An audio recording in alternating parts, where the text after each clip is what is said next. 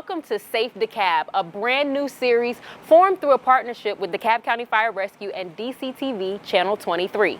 I'm Jazmyne Hankerson, a public education specialist with DeKalb County Fire Rescue, and I'll be your host for this series where our only goal is to make sure that you and all of DeKalb County stays safe. Now, we know here in DeKalb County that the #1 cause of fires is unattended cooking. So today I'm here at Station 3 with Captain Peckrell to talk about kitchen safety and just why and how this is such a problem. When you guys get these calls out to kitchen fires, what are some of the things that you're seeing that are going wrong? One of the things is that people will have an overabundance of grease buildup and they forget to clean their kitchen, and that will light off. Or they will put water or frozen foods into the grease and it will cause a fire. So what are some of the common things that you all are seeing that people aren't understanding about kitchen safety and things that they should be taking precautions with? Well, one of the things that they definitely need to do is to make sure that they don't leave grease unattended and that they don't try to overheat their grease, that they definitely need to make sure they clean their kitchen after cooking every time. And that their food is prepared properly, such as if it's supposed to be thawed out before you put it in a frying pan.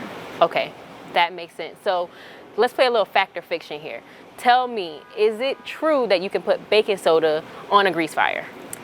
It's true that you can put baking soda on a grease fire, but it always takes way more baking soda than you would think, and your fire can get out of hand. Better recommendation is to take that baking soda, mix it with a little water till it forms into a paste, and it makes a really good cleaning solution for your grease. And if you do that after you've cooked with grease, you'll prevent that grease from turning into an oven fire later on. And that's what we see a lot of times. Okay, so what about salt? Salt is kind of the same as baking soda. It takes a lot more salt than you realize, and your fire can just get way more out of hand.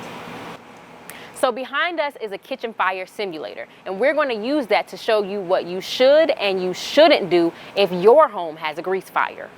Okay, so behind the scenes, this oil has been heating up like we all can relate to when we're frying up something good. But now it's caught fire. So what's the right way to handle that, Captain Peckrell? First thing you want to do is to try to slide a pan lid on top of the pan to try to smother the fire out.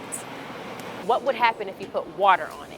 You never want to put water on a grease fire because, as you can see here, the fire almost leaps out of the pan, spreading not only to the rest of the kitchen, but if he had been right there, it would have burnt him as well. This is a metal simulator, but imagine this fire hitting your wooden cabinets. That would make it worse than it already was. Absolutely. Kitchen fires and grease fires can be prevented, but doing the wrong thing can make the situation worse. Absolutely. So just to kind of wrap up, what are some other safety tips or things that people can remember about staying alert with kitchen safety? Well, you want to make sure that if you leave the kitchen for any reason, you definitely want to set a timer or take a spatula or something with you to remind you that you have been cooking. You want to keep a fire extinguisher nearby, so as a last resort, and never be afraid to call 911, and always keep your kitchen clean.